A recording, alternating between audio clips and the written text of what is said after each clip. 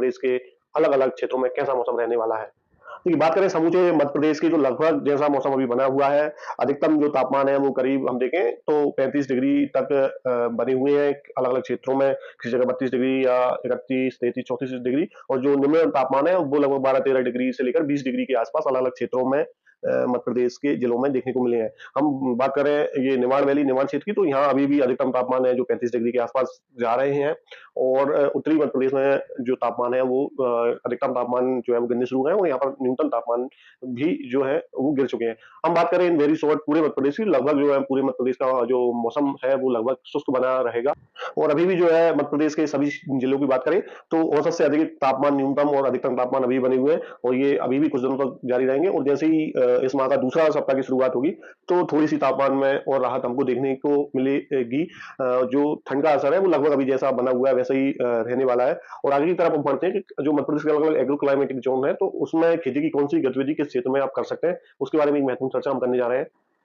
हम मध्य प्रदेश की जलवायु की बात करें तो कुल 9 कृषि जलवायु क्षेत्र है, यानी 9 एग्रो क्लाइमेटिक जोन है। वो बात करते हैं अलग अलग कृषि गतिविधि के लिए सभी एग्रो क्लाइमेटिक जोन की। सबसे पहले हम देखें गिर्द जोन, तो जो पूरा ग्वालियर चंबल संभाग के जिले हैं, लगभग ये दतिया को छोड़ दिया जाए तो यहाँ पर जो है हम बात करें चना है, सरसों है और मसूर है, इन सभी की लगभग बुवाई का समय बिल्कुल हो चुका है। क्योंकि ये उत्तरी क्षेत्र है तो यहाँ पर जो है गेहूं की जो बोनी है वो लगभग लेट की जाती है। इन सभी जिलों के लिए मौसम लगभग शुष्क रहने वाला है। फिर हम बात करते हैं मालवा प्लेट्यू की, तो मालवा रीजन में ये जो पूरा रीजन है, यहाँ पर भी हम अधिकतर फसलें देखें तो जो है गेहूं है, सरसों है, आलू है, और जो भी रबी की जो प्याज होती है, ऑनियन, जिसकी नर्सरी सभी जो कृषक है वो लगा सकते हैं आने वाली रबी सीजन के लिए। बात करें झाबुआ, झाबुआ रीजन में, तो जो झाबुआ वैली है, यहाँ पर दो ही जिले हम देखते हैं, झाबुआ अलीराजपुर, और तीसरा है जो धार, ये पूरा रीजन आता है। तो यहाँ पर भी हम देखें गेहूं है, सरसों है, इसके बाद है जो मटर है, और एक और जो यहाँ पे जो फसल होती है तो लहसुन का ये थोड़ा सा क्षेत्र है, तो यहाँ पर भी इसके लिए मौसम अनुकूल है। इसके बाद हम बात करते हैं जो निमाड़ घाटी है, बनवानी, खरगोन, खंडवा, हरदा और बुरहानपुर।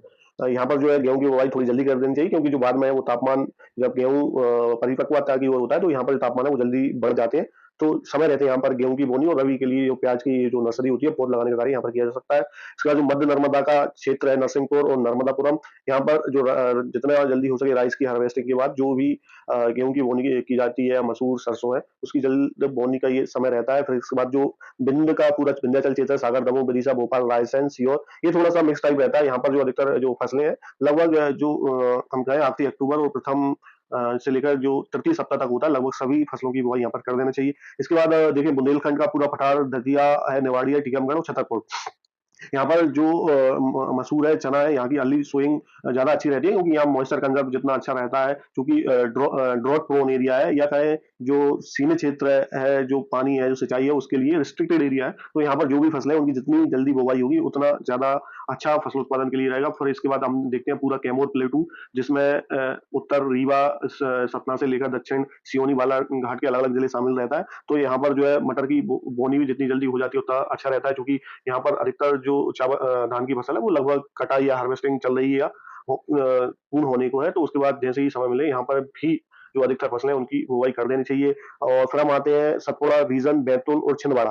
बैतूल और छिंदवाड़ा हम देखें तो यहाँ पर जो है देखें तो आलू की बुवाई बहुत शीघ्र करनी चाहिए। इसके बाद मटर है, चना है, सरसों है, मसूर है, इनकी बुवाई भी जल्द से जल्द होनी चाहिए, क्योंकि गेहूं मेन फसल है जिसकी बुवाई यहाँ पर समय पर होना वो है वो जरूरी रहता है। और इसके बाद हम देखें तो जो मालवा रीजन में बता रहा था, मालवा रीजन में भी जो लहसुन और झाबुआ हिल्स है, इसमें लहसुन की हम कह लें तो बुवाई का लगभग जो समय है बहुत अनुकूल है।